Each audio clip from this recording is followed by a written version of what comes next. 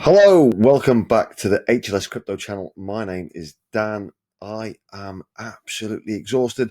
Got another night shift tonight, but that's not important to you guys right now. So today we're going to be looking into something that confuses a lot of people when they first get into crypto. So, for beginners into crypto as well, this is useful.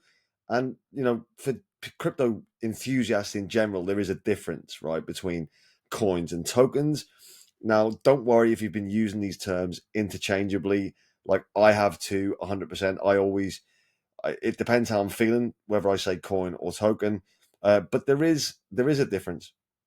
So you're not alone, but let's break it down in a way that actually makes sense, because I think it's important to kind of give you an idea of like some of the terminology along the way that you'll hear in different videos and stuff like that. I hope you'll find this kind of interesting.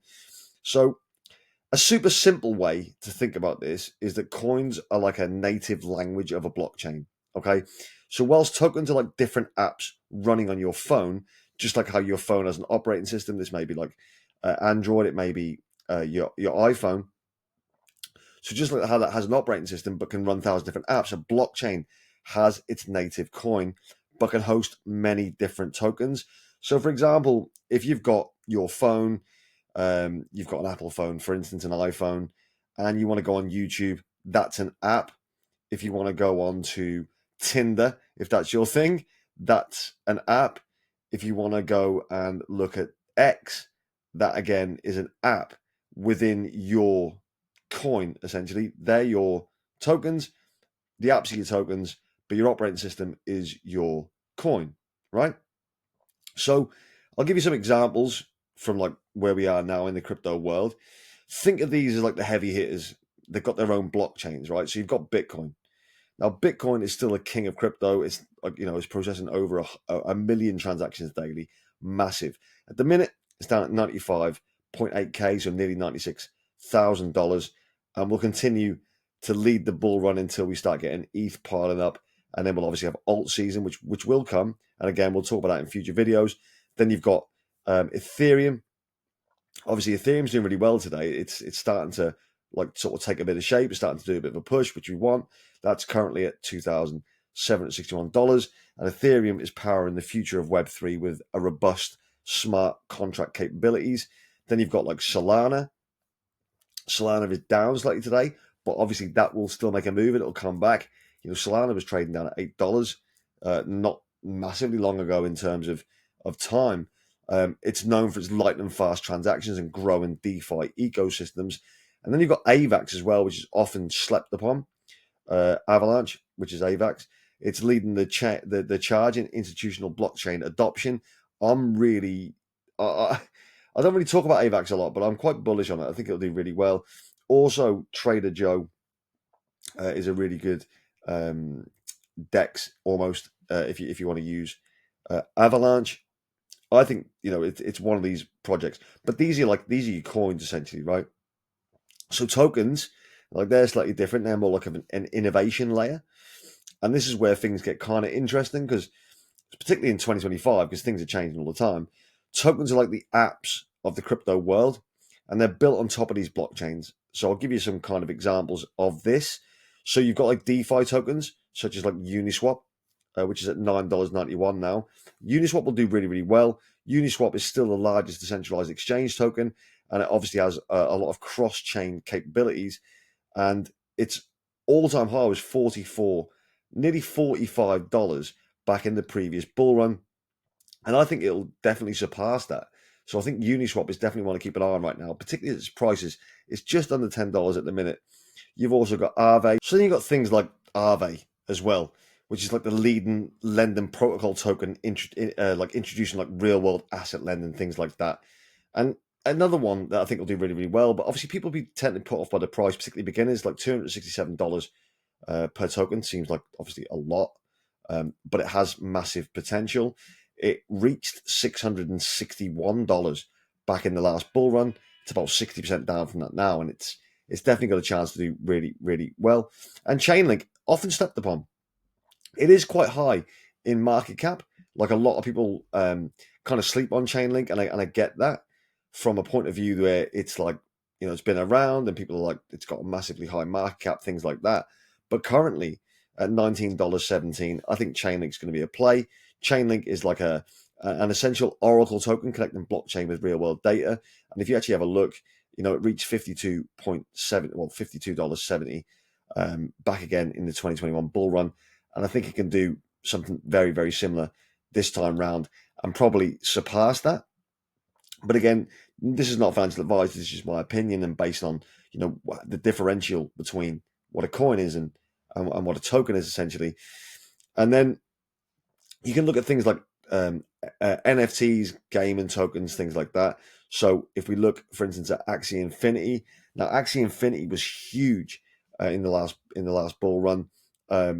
It's like one of the pioneers of like the play to earn gaming space, and it has around, I believe, currently around 10 million active players, which is obviously huge.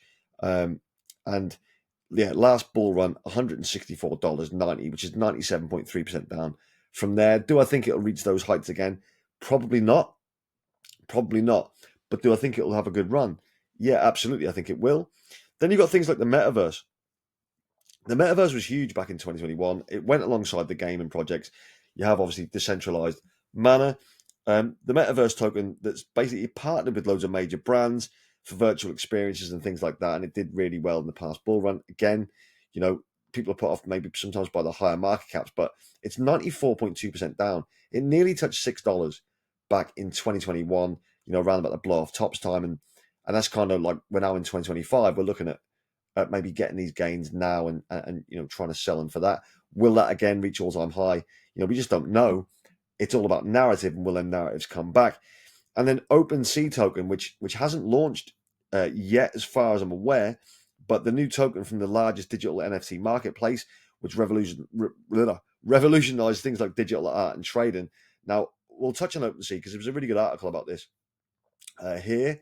So OpenSea airdrop details. So people who are new to crypto probably won't have any stake in an airdrop, but people who have been around for a while who did, trade NFTs and stuff like that during the last bull run, this could be really beneficial. So OpenSea, the airdrop details, what will the C token price be at launch? So after much waiting, the popular and one of the largest non-fungible token marketplaces, or NFTs, OpenSea, is launching its native token with a grand airdrop. The NFT marketplace recently announced the long-awaited token launch, which coincides with OpenSea's OS2 platform upgrade. And let's discuss the key details of this C token price and the airdrop. So the details, or the key details, are that along with the detailed eligibility criteria and the claim process, the OpenSea team announced the C airdrop on February the 13th, 2025, which was about 4 days ago, through their social media pages. According to their X post, only the native users with historical platform usage, not just the recent activity, will be the essential ingredient of the crypto airdrop, which is good because it rewards people who have been in the space a long period of time. So, moreover, the user of the Seaport protocol will also be eligible. Interestingly, no KYC, which is obviously bullish for decentralized situations, and it's mandated for this participation. So, more importantly, it's accessible for US crypto users as well. With the launch of the C token, OpenSea is finally entering the crypto industry with an airdrop. However, the key details of the launch are still pending, as the team claimed there's no details on timing yet. We're talking about what we learned from this space, right? So additionally, the OpenSea founder has revealed that there's a lot changing in their NFT marketplace, claiming that the recent NFT bull market changed them, so the changes are needed, which I kind of agree with. So why are they launching it now? So OpenSea's decision to launch the C token aligns with its broader strategy of embracing the decentralized industry and building the Web3 identity. The team has resisted launching its token for years, even when its competitors like Magic Eden, Blue, and others launched crypto tokens. Interestingly, another NFT brand, Doodles, launched a Solana-based token, Dude. Experts claim that these competitors' market dominance has increased since then, while OpenSea's has decreased. This has fueled rumors that the token launch is the need of the hour. Notably, the OS2 relaunch is also targeting the same, as OpenSea plans to redefine its NFT marketplace, and this will happen by integrated cross-chain NFT purchases, decreasing marketplace fees, and supporting tangible tokens. But both decisions will play a significant role in strategizing this NFT marketplace, and at the same time, the crypto community is excited about the OpenSea airdrop and C token at the price at launch. So we don't really know what the price at launch will be, so we're not going into that. But bottom line, due to its status in NFT, or how big it is, the OpenSea airdrop will be one of the most demanded crypto airdrops in the industry. Investors expect similar hype and success for its native token C, especially as its competitors struggle. Many crucial details are still yet to be revealed, so obviously stick around. Subscribe to the channel. We'll have a good talk about it. We'll find out as things come out. We'll release them on videos and stuff like that. So investors must await further updates to learn about tokenomics, the C price at listing, a token generation event, and the airdrop day, and all its features basically. So then you've got like layer twos. So you've got Optimism. Now, Optimism is like designed to make Ethereum transactions cheaper and faster. So Optimism currently priced at $1.17. And again, it's one of these ones that, you can be looking at now because it's 75.8% down from its all-time high, which is 12 months ago. And again, when these things are this low, people can either see it as one or two things, opportunity or panic. When things are that low, you're basically buying it. If you loved Optimism at nearly $5, why do you not like it now when it's cheaper? Like it's kind of like I know it's psychological and it does affect people, but buying these things at lower levels is always going to give you the bigger gains in the long run, provided that obviously the project does well and does what it needs to do. Another layer two token like Arbitrum, which is leading the charge in scaling solutions with millions of transactions daily. We'll have a look at that one now. That's at 50 cents right now, up 4.8% on today. But if you look again at its all-time high, $2.39, which is 79% down. And that was about a year ago. So there's still a lot of money to be made in these markets. But a fun way to remember the difference, like between coins and tokens, like if coins are like different countries, for instance, and they have their own currencies. So like in the UK, you've got the Great British Pound. In like America, you've got the US dollar, things like that. Tokens are like that, but with different credit cards. And they're like credit cards, loyalty points, and things like that that you can use within those countries. They serve different purposes, but they work together in kind of like a larger ecosystem. And then you've got things like real world applications as well. So this is like making it really practical. Say if you're interested in investing, then you might want to look at coins for long-term value storage, particularly things like Bitcoin, because obviously it'll dominate and it's probably the safer of all the investments, followed by maybe Ethereum. But then if you're into gaming and you want to play the games and you want to exchange the tokens for goods and services within the games, within the game's ecosystem, things like that, then tokens might be a better thing for you to go with in terms of gaming.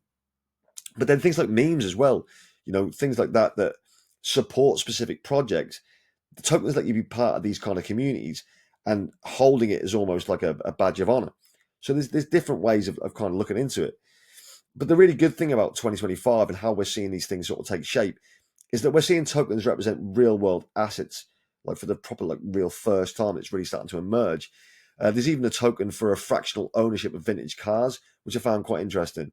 So, you could basically own a piece of a classic Ferrari or a bit of a Lambo through a token. And that's actually happening now. But also, if you're talking about real estate, you can do this through fractional reserve ownership of real estate. I've done this with Propbase, and Propbase is up, really well today. It's doing pretty well today, 13.8% up.